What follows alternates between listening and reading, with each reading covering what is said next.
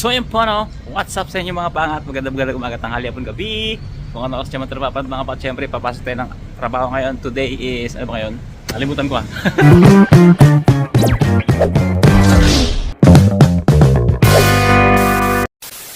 Today is March 12. Yun, syempre work vlog lang tayo. Tingnan natin kung ano yung sitwasyon ng ekonomiya ngayon mga pangat, lalo sa workplace natin no. Yung kalagayan ng mga hospitality sa panahon ito mga pangat. At makulimlim pa rin ang panahon kasi papasok na yung summer mga pangat no. Oops, maraming guman. O diba? Maraming tao. Operational ang train.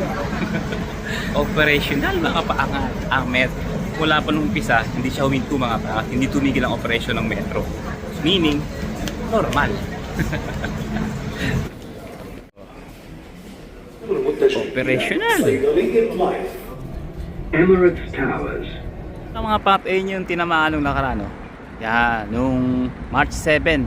Tapos yung school na to, American University in Dubai, sarado siya ngayon mga pangat. Kwento ko lang mga pangat, nung nagbabike ako dyan banda, nung papasok ako, tinamaan yun ng drone. Ayan o, may takip na yun. Yung may takip na yan.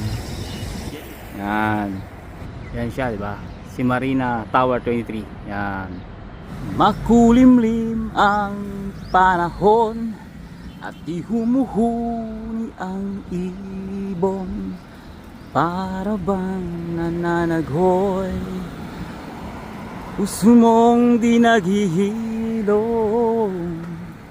at sa pagdating ng bukang liwayway, wala sa'yong lumaramay, lalo lang din.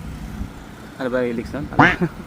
Update po sa Dubai, it's very normal kasi merong naglilinis ng glass. Uwi na sila oh, kasi 6 hours lang sila oh. Uwi na yung mga construction, sana all, diba? Tapos na yung kanilang duty kasi ano na alas 12 na, sakay na sila sa kanilang service oh. 6 hours, Ramadan pa yun mga pat, Ramadan.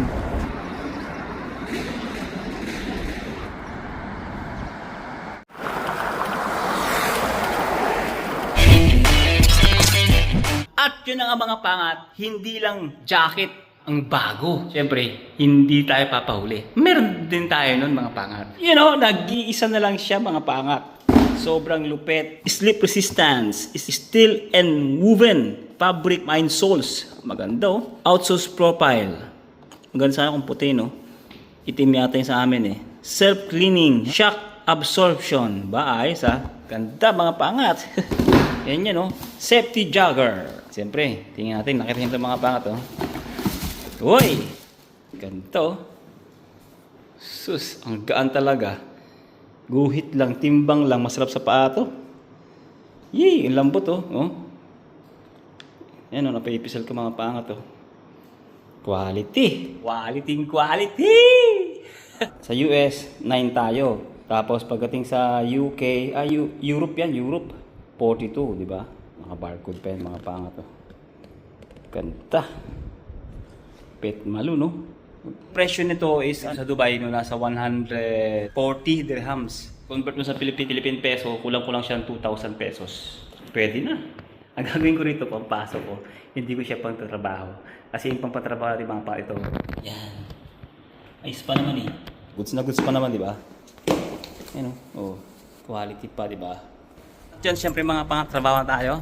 Meron tayong mga gagawin ngayon, meron mga task na gagawin siyempre dahil may mga adjustment na mangyayari mga pangat. Kwento ko lang sa inyo mamaya kung ano yung mga adjustment. Yan. So yung mga pangat tinatanggalan namin, nililis na namin yung yung fixing ngayon. Yan, sarado muna ng pagsamantala. Naalis namin ilaw, yung table nililis na nila, no? Ngayon is ino-off namin lahat, mga water supply, ganyan. Kasi medyo dati alam kung kailan pa mag-operational to mga pangat, lalo na particular dito sa Palm Jumeirah. So kaya in-off namin yung power supply and mga tubig para siguradong walang puputok or walang mag-leak habang nakatenga, no? Yung ating hotel no?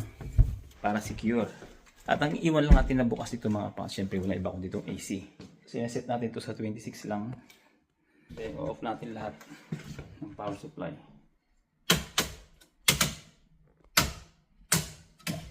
So yan. Yan. Yan. Ghost building. Yeah. So ngayon mga pangat, ang ginagawa pa namin, pinapatay ko lahat ng ilaw sa bawat koridor. So yun yung sitwasyon ngayon mga pangat. No? Yan. So iisa-isahin natin yan. Dilim. Nakatakot ba? Ano masasabi mo boy sa nangyayari boy? Huwag mo na lang itigil yung mayuda. Ano masasabi mo sa mga nagsasabi pala na dapat nang umuwi ang mga Pilipino sa Pilipinas, yung pala sa UAE? Delikado ba talaga sa Dubai ngayon? Hindi naman delikado eh. Kasi yung UAE, dahil sa air defense, napaka-active nila. Saka, baga yung bumabagsak dito, ano lang yan eh. Pachi-pachi na lang, hindi talaga buo eh. So ngayon wala naman. Normal lang. Nakakapaglabas-labas ka ba pag day off mo?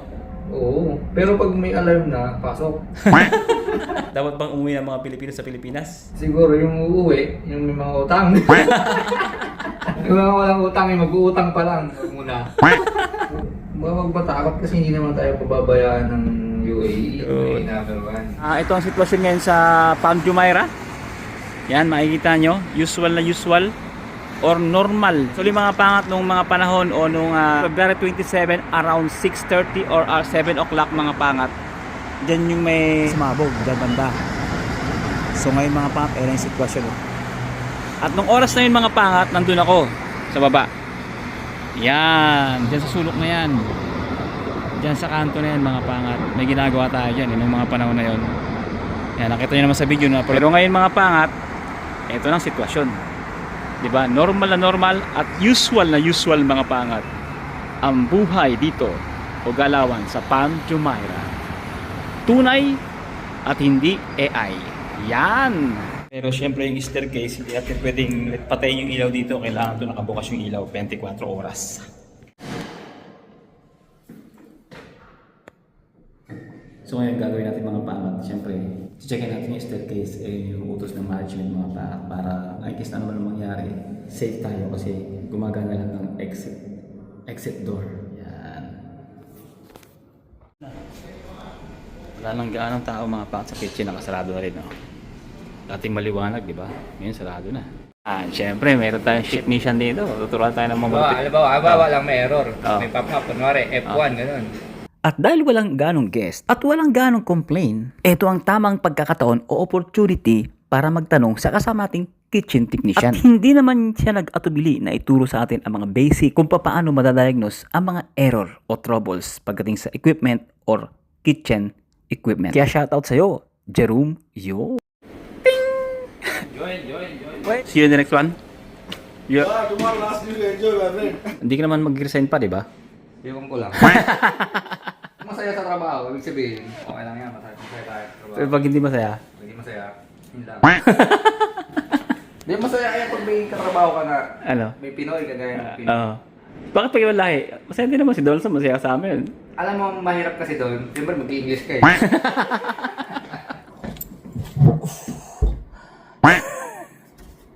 So medyo napagod tayo mga pats sa pag-rounds mula 11th floor hanggang baba mga pangat, no? Medyo nakakapagod yun. Gusto ko sanang ipatayin yung sa main no, valve. Kasi nailangan ko baka magkaroon ng leak kasi matagal lang hindi nagagalaw yung mga pangat, no? Yung pinaka main valve ng water supply. Kaya minabuti kong dito lang sa loob, isa-isahin. At isa pa mga pangat, syempre nagkaroon ng meeting, no? Kaya ako nakagawin to kasi membro ko ng emergency team, kuno. Pag may takbuhan. Hinihikayat kami na matulog dito mga pangat, no? Yung mga engineering department, security, reception, especially yung mga managers, no? Tumutol tayo mga pangat kasi okay naman eh. Okay naman ang sitwasyon mga pangat. Kaya lang tayo pinapatulog dito para daw tipid sa pamasahe, tipid sa travel, tipid sa pagkain kasi nga dito yung pagkain, no? Pero siyempre, iba pa rin yung tulog mga pangat pag wala ka sa mismong workplace ng mga pangat. Get nyo na siguro yung point, no? So, yun nga, sabi ko, kasama ko family ko. So, pumayag naman sila. Lahat ng engineering mo lang pusong lumabas pa rin mga pangat. Pero sabi nila, no, may option. Pwede ka matulog dito sa hotel nga mga pangat. Nagpapasalamat naman tayo. Thankful naman tayo sa opportunity na ibinigay ng itong Hadagio kung saan tayo nagkatrabaho. No. Siyempre maraming salamat pa rin, no, sa ganong opportunity, no, na pwede ka matulog dito anytime, no, mga pangat kapag gusto mong matulog dito. Ngayon lang mga pangat, for the meantime na ganito yung sitwasyon mga pangat kasi wala kang guest. At saka back to normal na rin kami mga pangat, no? Kahit na hindi pa tapos yung Ramadan, mag-duty kami ng 9 hours na. hindi na 6 hours. Pero may compensation naman daw, sinasabi nila. So, yun. Anyway, ganun. So, yun lang. Dito muna tayo mga pauwi na tayo actually. Yan. Yan si Blue Hawk ko, di ba? Actually, hindi tayo sa kabahan ng kung saan tayo nagbabike lagi, no?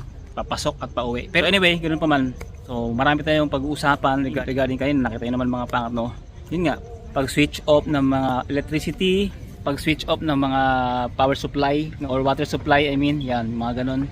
Marami pang pagbabago o adjustment na ginagawa ngayon sa hotel. At napablog lang ako mga pangat dahil talaga namang marami pa rin nagkatanong, marami pa rin nagugulumihanan, marami pa rin nangungulit o nang-aasar dyan mga pan sa comment section sa mga previous vlog natin, no, na hindi sila naniniwala na ang Dubai o UAE, no, walang problema dito sa Dubai. Particular kung saan ako nakagtatrabaho sa Palm Jumeirah, nakaraang linggo nga mga pangat ng February 28 nga, nagkaroon nga ng pagsabog dito. Pero ngayon mga pangat is peaceful, walang sinasabing kaguluhan. At kung ano-ano man mga pangat na mabalitaan nyo, inuulit ko mga pangat, hindi ko na alam kung anong gagawin ko mga pangat, no. Napaulit-ulit akong nag-share ng video sa inyo, na okay naman kami rito. So patuloy pa rin na maraming nagsasabi na ganyan ganito ganyan gano'n, na maraming pagsabog na nagaganap. So wala na nga mga pangat, wala. Kasi nga napaka high-tech nung ginagamit nilang pang-intercept mga pangat sa mga missile o sa drone, no? Habang ganun ang nangyayari nung mga nakaraan, hindi ngayon, kung bakit may tumatakbo pa dyan, kung bakit may nagbabike pa dyan, habang ganun nangyayari sa taas mga pangat, ini-intercept na ng UAE government yung mga parating na missile and drones. O sabihin natin merong nakalusot, pero mga pangat 98% hindi nakalusot mga pangat. Ganon sila kalupit pagdating sa interception. Pag-usapan nga namin nung kasama kong African, kung napapanood nyo naman yung vlog natin, sabi ko sa kanya, I will ask you something, don't be bother, sabi ko sa kanya. Kung mangyayari sa bansa mo, sabi ko, kaya ba ng country mo ay intercept yung mga missile or drone na umatake sa bansa mo? Sabi ko sa kanya. Napaisip din siya napatulala siya. Sabi niya, no bro, we're same feeling, sabi ko. Kung wag naman at ayaw ko mangyari, hindi yan papahintulutan ni Lord na yung kagaya ng nangyayari ngayon sa Dubai, sa UAE, no? Yun lang isipin natin, yung ganong sitwasyon, kapag yung bansa natin inatake ng ganong karaming missile at ganong karaming drone, saan tayo pupulutin?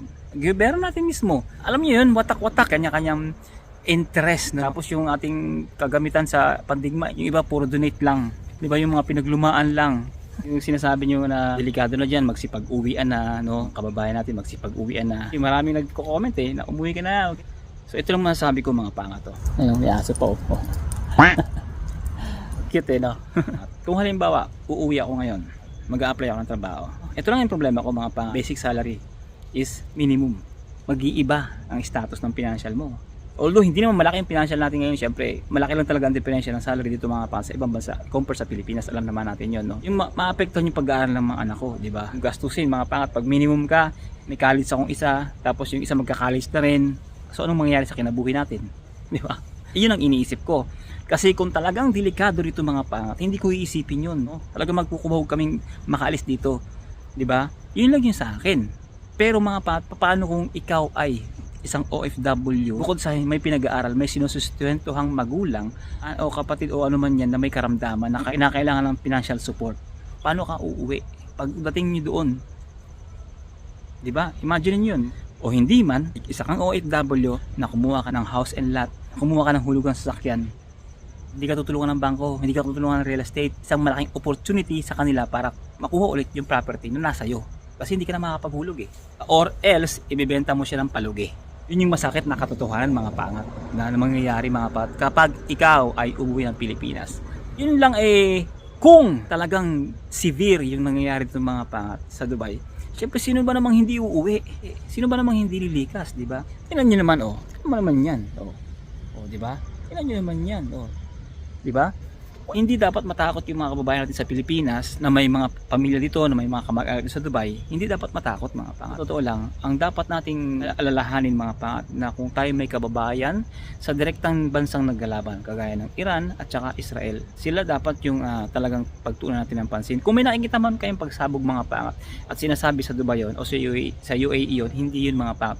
Sa bansang Iran yun mga pangat. Kasi talagang ang nangyayari ngayon sa Iran talagang severe damage yung ginawa ng Israel and USA. Sila dapat yung ating alalahanin o isipin o ipanalangin mga pangat or ilikas ng ating gobyerno.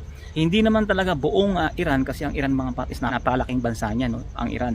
So hindi naman buong Iran ang severe damage. So yung ibang lugar sa Iran is okay pa naman.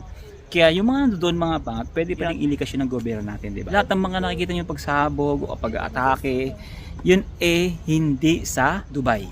Inulit ko, hindi sa Dubai. At sa mga nagko-comment dyan na kung ano lang, kakulitan lang, gusto niyan, malaya kayo mag-comment dyan, sabihin ang gusto nyo sabihin, walang nagbabawal. Kayo talaga ang hinihintay ko na matagal na. Matagal ko na kayong hihintay mga bashers. I really appreciate it kasi nga kumbaga sa ulam, parang yun yung magpapasarap dyan di ba? Doon sa ating Ricardo. Kaya, dyan lang kayo, huwag kayong aalis. Ha? Comment na kayo na kung ano na dyan. Huwag lang yung mga bad words, no? Yung magbumura, walang ganon, no? Ayun lang yung hindi natin papayagan. Yung magbumura, yung mga below the belt, yun lang hindi natin papayagan. At hindi ko ito tolerate yung mga bad words na yan. Pero kung aasarin nyo lang ako, palbo, mabaho, kamukha ni ganito, kamukha ni ganyan, yung mga pang-aasal lang, no problem. Kayang-kaya natin yan. I'm ready. Masasabi ko lang sa inyo is, ha ha ha ha. Meron pa akong good news mga pangat sa inyo. Actually, late na tong good news na to Kasi nung February 28, start February 28, yung gobyerno ng UAE is nagbigay ng wave sa lahat ng mga overstay, ng mga tourist.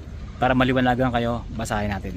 The UAE has waived all visa overstay fines for tourists and residents standard by airspace closures and flight suspension starting February 28, 2026. Due to the regional conflict, this exemption applies to tourist visas, visit visas, and cancel residence, preventing penalties for those unable to depart due to circumstances beyond their control. Yun mga pangat, 'di ba? Yun yung kagandahan mga pangat, 'di ba? Pero hanggang kailan 'yun?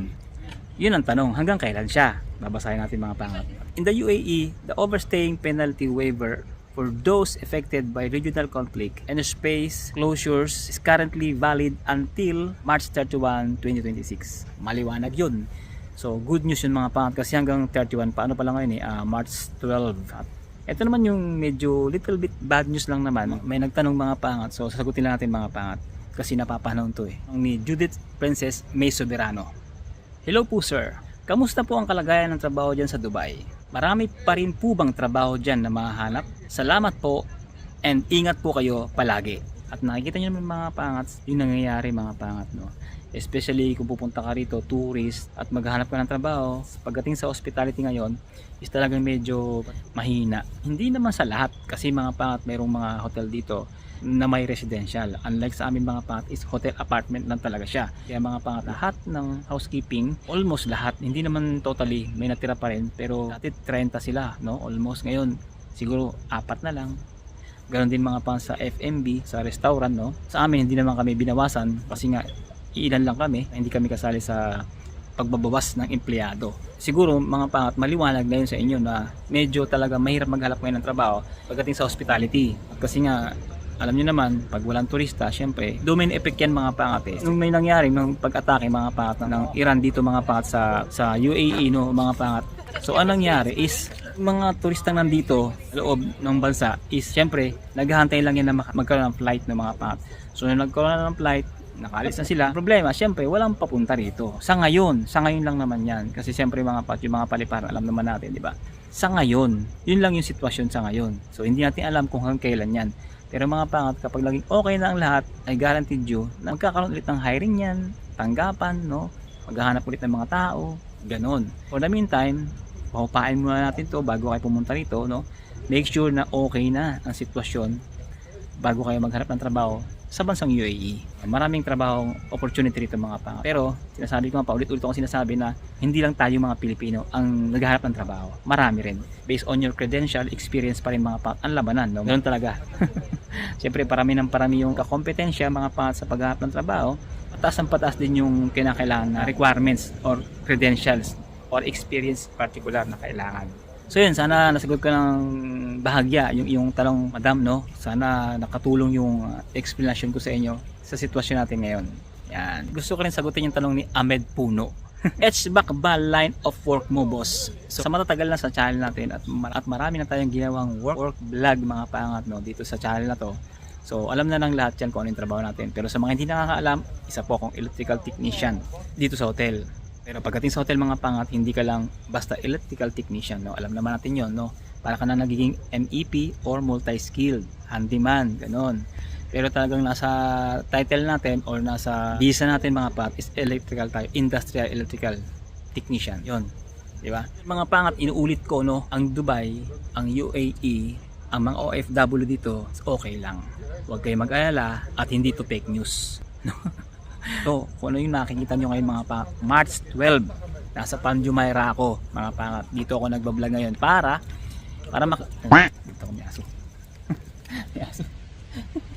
May aso duman. May commercial pa to si ate. So, ito yung sitwasyon. Tahimik, mapayapa, walang gulo. Although may mga alarm kabing nare-receive pa rin, pero mga pangat, yun baga may nare-detect lang sila. Tapos direkta na yun sa pag-alarm ng aming mga mobile warning signal mga pangat. Pero tuloy pa rin yung buhay sa pang-araw-araw. So yun mga pangat, uwi na tayo, gabi na. At may pasok pa tayo bukas. Hanggang dito lang itong vlog ito. Maraming salamat sa panonood. At syempre kung umabot ka sa punto ng video to, don't forget to like, share, and subscribe. And syempre mga pangat, think positive lang, good vibes. God bless you all. Sa lahat ng pagsubok at tagumpay. To God be the glory. And see you in the next one. God first, always. Let's go! Yes. Diba mga pangat, buhay na buhay ang Dubai. Uy! Oh, diba? Napakaganda kahit gabi.